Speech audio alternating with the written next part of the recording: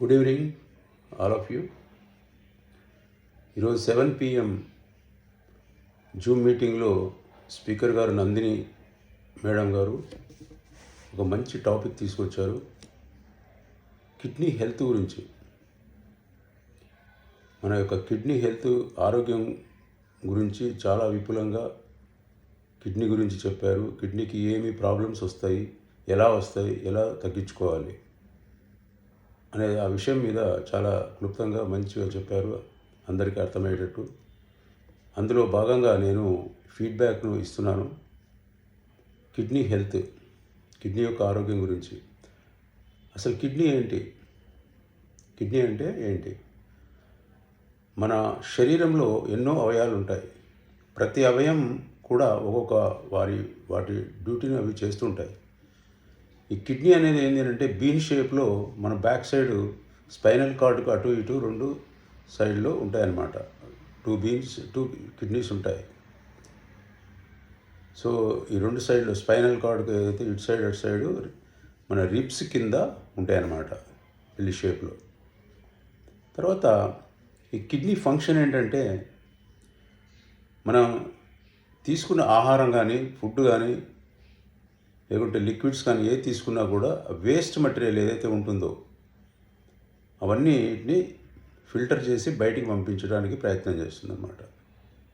ఆ బయటికి పంపించడమే ముఖ్యం. తర్వాత ఈ యొక్క బ్లడ్ ప్రెషర్ కూడా అంతేకాకుండా బ్లడ్ ప్రెషర్ కూడా హార్మోన్స్ని ప్రొడక్షన్ చేస్తుందన్నమాట. ఇవి ఇంకోటి ఏంటంటే ఈ ప్రొడ్యూసింగ్ హార్మోన్స్ కూడా ప్రొడ్యూస్ చేస్తుంది. తర్వాత ఇది ఎక్స్టర్నల్ వ్యూ ఎలా ఉంటుందంటే దీనిది బీన్ షేప్లో ఉంటుందని చెప్పాను. తర్వాత రెండు సైడ్లో మనకు స్పైనల్ కార్డుగా అటు ఇటు రెండు సైడ్లో ఉంటుంది. సో ఈ విధంగా కిడ్నీ అనేది చాలా ఇంపార్టెంట్ అయిన ఆర్గాన్ ఆఫ్ ది బాడీ. తర్వాత ఈ కిడ్నీ ఎందుకు చెడిపోతుంది, ఎందుకు దాని ఫంక్షన్ సరిగా చేయలేకపోతుంది ఒక్కొక్కసారి? దానికి కారణాలు ఏంటంటే పూర్ డైట్ కూడా సరైన డైట్ తీసుకోకపోవడం వల్ల, లేకుంటే అది నెగటివ్గా ఉన్నటువంటి డైట్ తీసుకోవడం వల్ల ఇలాంటివి కూడా రావచ్చు. అంటే సోడియం అనేది ఉంటుంది, అది అవసరమే, కానీ తక్కువగా తీసుకోవాలి. కానీ మనం ఏం చేస్తామంటే చాలా వరకు హై ఇంటేక్ అవుతుందన్నమాట. సోడియంని ఎక్కువ తీసుకుంటాం. ప్రాసెస్డ్ ఫుడ్స్ ఈ రోజుల్లో ప్రతిదీ రోడ్ సైడ్స్ కానీ, రెస్టారెంట్స్ కానీ ప్రాసెస్డ్ ఫుడ్స్ చాలా వస్తున్నాయి. చాలామంది ప్రాసెస్డ్ ఫుడ్స్ని తింటున్నారనమాట. తర్వాత ఇంకోటి ఏంటంటే ప్రోటీన్ అనేది వెరీ ఇంపార్టెంట్. 30% మాత్రమే మనం తీసుకోవాలి ప్రోటీన్. కానీ మనం ఎక్సెస్ ప్రోటీన్ తీసుకోవడం వల్ల ఏమవుతుంది అని అంటే అది కూడా ఈ కిడ్నీకి ప్రాబ్లం అవుతుంది అనమాట. కిడ్నీ చెడిపోయేదానికి కారణం అవుతుంది. తర్వాత ఇంకోటి ఏంటంటే డీహైడ్రేషన్. మన యొక్క బాడీలో వాటర్ అనేది చాలా అవసరం. ఎప్పుడైతే ఈ వాటర్ తగ్గుతుందో డీహైడ్రేషన్ వస్తుంది. ఉదాహరణకు మనము ఇప్పుడు సమ్మర్లో మనం బయటికి వెళ్తాం. చెమట రూపంగానే ఇంకేదైనా రూపంగానే మనకు మొత్తం ఇవాపరేట్ అయిపోయి, లోపల ఉన్నటువంటి వాటర్ ఇవాపరేట్ అయిపోయి బాడీలో చాలా తక్కువ వాటర్ అయిపోతుంది. అప్పుడు మనకు ఎలా ఫీలింగ్ వస్తుంది? చాలా అనీజీగా ఉంటుంది. అదే డీహైడ్రేషన్ అంటే. ఈ డీహైడ్రేషన్ కాకుండా ఉండడం మంచిది. కాబట్టి డీహైడ్రేషన్ వల్ల కూడా మన కిడ్నీస్ సరిగా పనిచేయవు. తర్వాత డయాబెటీస్ ఉన్న వాళ్ళకు కూడా కిడ్నీస్ ఒక్కొక్కసారి ప్రాబ్లమ్స్ స్టార్ట్ అవుతుంది. సో బ్లడ్ షుగర్ లెవెల్స్ కూడా ఎక్కువ ఉండడం వల్ల కూడా, సో ఈ బ్లడ్ వెజల్స్ ఉన్నటువంటి కిడ్నీలో బ్లడ్ వెజల్స్ కూడా స్మాల్ బ్లడ్ వెజల్స్ ఉంటాయి, వాటికి ప్రాబ్లం అవుతుంది. తర్వాత హై బ్లడ్ ప్రెషర్ ఉన్నా కూడా అప్పుడు కిడ్నీ కూడా డ్యామేజ్ అవుతుంది. తర్వాత ఇంకోటి ఏంటంటే ఇన్ఫెక్షన్. కిడ్నీ కూడా ఒక్కొక్కసారి ఇన్ఫెక్షన్ అవుతుంది. అట్ లీడ్స్ టు డ్యామేజ్ అవుతుంది. తర్వాత ఇంకోటి మనకు ఇంకో ముఖ్యమైన ఏంటంటే కారణం లైఫ్ స్టైల్ ఫ్యాక్టర్స్ కూడా ఉంటాయి. మనం లైఫ్ స్టైల్లో, జీవన విధానంలో ఏదైతే మనం ఉన్నదో కొన్ని పద్ధతులను వల్ల కూడా మనకు కిడ్నీ పాడవుతుంది. ఏంటంటే స్మోకింగ్. స్మోకింగ్ కూడా ఒక అలవాటు, అది మన జీవన విధానంలో ఒక అలవాటు కాబట్టి అది కూడా దానివల్ల కూడా కిడ్నీ పాడవుతుంది.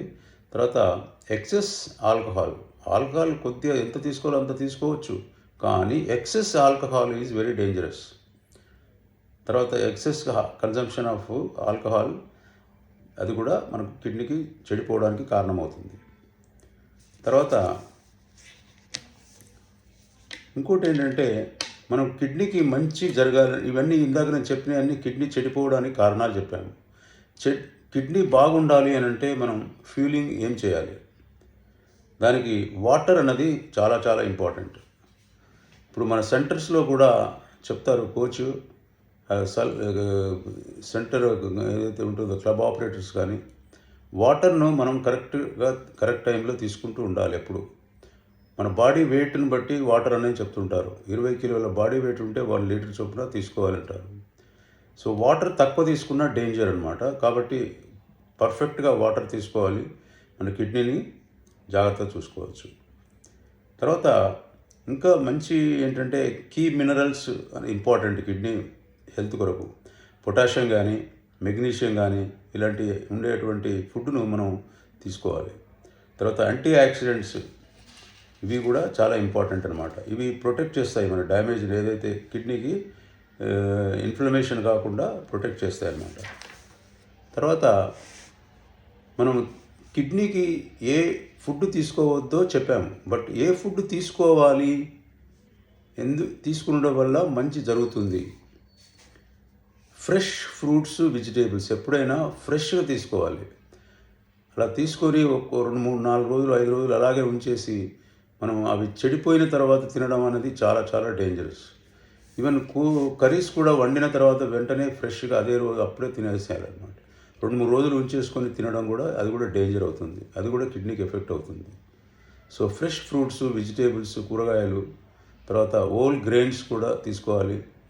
తర్వాత మోడరేట్ లీన్ ప్రోటీన్స్ ఇవన్నీ తీసుకోవాలన్నమాట. ఇంకోటి ఏంటంటే, ఇందాక చెప్పినట్టు ఛాలెంజింగ్ ఫుడ్స్ ఉంటాయి, కిడ్నీ ఛాలెంజింగ్ ఫుడ్స్. ప్రాసెస్డ్ ఫుడ్స్ని తగ్గించుకోవాలి.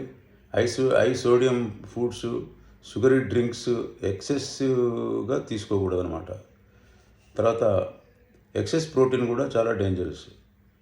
సో హై పొటాషియం ఇవన్నీ మనకు ఫాస్ఫరస్ ఇవన్నీ కూడా హైగా తీసుకోకూడదు. తర్వాత దీనివల్ల మనకి ఏంటి నష్టాలంటే, ఈ యొక్క కాజెస్ ఇన్ యూరినేషన్ అంటే ఫ్రీక్వెంట్గా మనకు యూరిన్ రావడం, మూత్రం అనేది వెరీ ఫ్రీక్వెంట్గా మూత్రం వస్తుంది. Changes in urination. తర్వాత వీక్నెస్ ఫీల్ అవుతాం, అపెటైట్ కూడా లాస్ అవుతుందన్నమాట. తర్వాత మనకు స్కిన్ కూడా ఇచ్చింగ్ వస్తుంది. తర్వాత మనకు కాళ్ళలో కానీ తొడల్లో కానీ స్వెల్లింగ్ వస్తుంది, చేతులు కానీ స్వెల్లింగ్ కూడా వస్తుందన్నమాట. వామిటింగ్ వస్తుంది ఒక్కొక్కసారి. తర్వాత మన బ్రీతింగ్లో ఏదైతే ఉంటుందో శ్వాస కూడా మనకు కొంచెం ఇబ్బందికరంగా అవుతుంది. ఈ మజిల్స్ కూడా క్రాంప్స్ వస్తాయి. సో అదొక ప్రాబ్లమ్స్ వస్తాయి. తర్వాత కన్ఫ్యూజన్, మనమే కన్ఫ్యూజన్ అయిపోతుంటాం ఎప్పుడు కిడ్నీ సరిగా పనిచేయనప్పుడు. తర్వాత కాన్సన్ట్రేషన్ అనేది కూడా పోతుంది ఒకసారి. సో ఇలాంటి ప్రమాదాలు కూడా రావచ్చు. తర్వాత దీనికోసం ఏం చేయాలి అంటే, మనం ఫైనల్గా హైడ్రేట్గా ఉండాలి. ఎప్పుడు బాడీని మనం హైడ్రేట్గా ఉంచుకోవాలి. ఏదైతే బాడీకి ఎప్పుడు వాటర్ తీసుకోవడం వల్ల హైడ్రేట్ అవుతే, హైడ్రేట్ ద్వారా మనం తీసుకున్నటువంటి ఏదైతే ఫుడ్ ఐటమ్స్ ఉన్నాయో అవన్నీ డైజెషన్ అయ్యి అవన్నీ కిడ్నీ ద్వారా వేస్ట్ మెటీరియల్ అంతా మళ్ళీ బయటికి వెళ్ళడానికి అవకాశం ఉంటుంది. తర్వాత బ్యాలెన్స్ డైట్ చాలా ఇంపార్టెంట్. ఎక్కువ తక్కువ తీసుకోకూడదు. మంచి న్యూట్రియంట్స్ ఉన్నటువంటి ఫుడ్ని తీసుకోవాలి. ప్రోటీన్స్ ఎంత ఉండాలి, కార్బోహైడ్రేట్స్ ఎంత ఉండాలి, ఫ్యాట్ ఎంత ఉండాలి, మిగతా న్యూట్రియంట్స్ ఎలా ఉండాలి అనేది ఒకటి మనకు సైన్స్ ప్రకారంగా ఉంటుంది. దాని ప్రకారంగా మాత్రమే తీసుకోవాలి. ఎక్సెస్ ఏది తీసుకోవద్దు, తక్కువ ఏది తీసుకోవద్దు. ఎంత కావాలో అంత బ్యాలెన్స్డ్ డైట్ మాత్రమే తీసుకోవాలి. తర్వాత మనకు బీపీ, షుగర్ ఉంటుంది, అవి మేనేజ్ చేసుకోవాలి, తగ్గించుకోవాలి. సో అలాంటి ప్రయత్నాలు చేసిన తర్వాత మనకు ఇది ఉంటుంది. తర్వాత ఇంకొకటి ముఖ్యమైనది ఏంటంటే, అప్పుడప్పుడు మనం రెగ్యులర్గా కిడ్నీని కూడా చెకప్ చేయించుకోవాలి. ఏదైనా ప్రాబ్లమ్స్ ఉందా లేదని మనకు తెలియకుండానే కొన్ని ప్రాబ్లమ్స్ వస్తుంటాయి. సో అలాంటి ప్రాబ్లమ్స్ మనం కనుక్కోవాలి అని అంటే అప్పుడప్పుడు చెకప్ చేయించుకోవాలి. తర్వాత ఈ షేక్ అయితే దీనివల్ల ఏమవుతుంది, ఇదంతా మన కిడ్నీ గురించి, కిడ్నీ అంటే ఏంటి, కిడ్నీ ఫంక్షన్స్ ఏంటి, కిడ్నీ ఎలా చెడిపోతుంది, ఎలా దాన్ని బాగు చేసుకోవచ్చు అనేది వివరాలను సరిగా చెప్పారనమాట. తర్వాత మనం ఏదైతే ఈ న్యూట్రిషన్ సెంటర్కి వచ్చామో ఆరోగ్యం కొరకు, అప్పుడు మనం ఈ న్యూట్రిషన్ ఏదైతే హెర్బలైఫ్ న్యూట్రిషన్ తీసుకుంటున్నామో, లైక్ షేక్, ఫ్రెష్ ఇలాంటి సప్లిమెంట్స్ ఇలాంటివన్నీ తీసుకుంటున్నాము. ఈ కిడ్నీ కొరకు మంచి షేక్లో కూడా చాలా potassium, calcium, protein, vitamin C ఇవన్నీ షేక్లో ఉన్నాయి. ఎంత మోతాదులో మనకు అవసరమో అంత మోతాదులో మనం తీసుకుంటున్నాం. తర్వాత ఇంకొక సప్లిమెంట్స్ కూడా దీన్ని తీసుకోవాల్సి వస్తుంది. Cell activator is very very important. Cells అనేది యాక్టివేట్ చేసుకోవడానికి సెల్ యాక్టివేటర్ అనేది మనకు ట్యాబ్లెట్స్ రూపంగా ఉన్నాయి. తర్వాత ఇది తీసుకోవడం వల్ల డైలీ 2 సార్లు తీసుకోవడం వల్ల మనకు మంచి కిడ్నీ కూడా హెల్తీగా ఉంటుందన్నమాట. తర్వాత హెర్బల్ అలో కాన్సన్ట్రేట్ అని ఉంటుంది. ఇది కూడా చాలా చాలా మంచిది, టేస్ట్గా ఉంటుంది. తర్వాత మనకు డైజెషన్ సిస్టమ్ బాగా అవుతుంది. ఈ డైజెషన్ సిస్టమ్ బాగైనప్పుడే కిడ్నీ కూడా ఫంక్షన్ బాగుంటుంది. డైజెషన్ సరిగా కాలేదు అని అంటే అన్ని వేస్ట్ పదార్థాలు అన్నీ కిడ్నీకి వెళ్ళిపోతాయి, కిడ్నీ పాడైపోతుంది. సో ఈ విధంగా మనకు సరిగా హెర్బల్ అలో కాన్సన్ట్రేట్ ఏదైతే మనం తీసుకొని, ఈ విధంగా మనకు ఈ న్యూట్రిషన్ ప్రొడక్ట్స్ ఏదైతే ఉంటుందో మనం రెగ్యులర్గా తీసుకొని, తర్వాత ఇంకేదైనా చిన్న చిన్న ప్రాబ్లమ్స్ ఉన్నా మన క్లబ్ ఆపరేటర్ని కలిసి అతని సలహా మేరకు తీసుకున్నట్టయితే మన కిడ్నీ గురించి ఇబ్బంది పడవలసిన అవసరం ఉండదు. కిడ్నీని చెడిపోయినా కూడా దాన్ని ఉంటుంది. తర్వాత మనం చాలా మీటింగ్స్లో చాలామంది ఎవరైతే ఈ యొక్క హెర్బలైఫ్ న్యూట్రిషన్ ప్రొడక్ట్స్ను తీసుకుంటున్నారో వాళ్ళందరికీ కూడా చాలామంది కూడా కొంతమంది కిడ్నీస్ పాడైనాయి అన్నమాట. కిడ్నీ చెడిపోవడం వల్ల కూడా మనకి సెంటర్కి వచ్చారు, ఎన్నో హాస్పిటల్ తిరిగారు, కానీ ఏం కాలేదు. దానికి నయం కాకుండా ఇక్కడికి వచ్చారు. వాళ్ళు అనుభవాలు చెప్పారు, కిడ్నీ కూడా బాగా అయిపోయింది, ఇవాళ ఉన్నాం, ఇప్పుడు చాలా పర్ఫెక్ట్గా ఉన్నాము అని. దీనికంతటికి కారణం ఏంటంటే మనకు మంచి న్యూట్రిషన్ ప్రొడక్ట్స్ ఏదైతే ఉంటుందో, న్యూట్రియంట్స్ అన్ని పోషకాలు ఉన్న ఆహారం చాలా ఇంపార్టెంట్. ప్రతిదీ పోషకాలు ఉన్న ఆహారం తీసుకుంటే ఎలాంటి జబ్బులు రావు, మనం ఆరోగ్యంగా ఉంటాము. అదే మనకు Herbalife nutrition. So Herbalife nutrition అనేది ప్రపంచంలోనే నెంబర్ 1గా ఉంది. కాబట్టి దీంట్లో ఇది తీసుకుని మనం రెగ్యులర్గా తీసుకొని మన ఆరోగ్యాన్ని కాపాడుకోవాలని అందరినీ కోరుకుంటున్నాను. ఇది సరిగా మనకి ఇది ఫీడ్బ్యాక్ మాత్రమే ఇచ్చాను మీకు.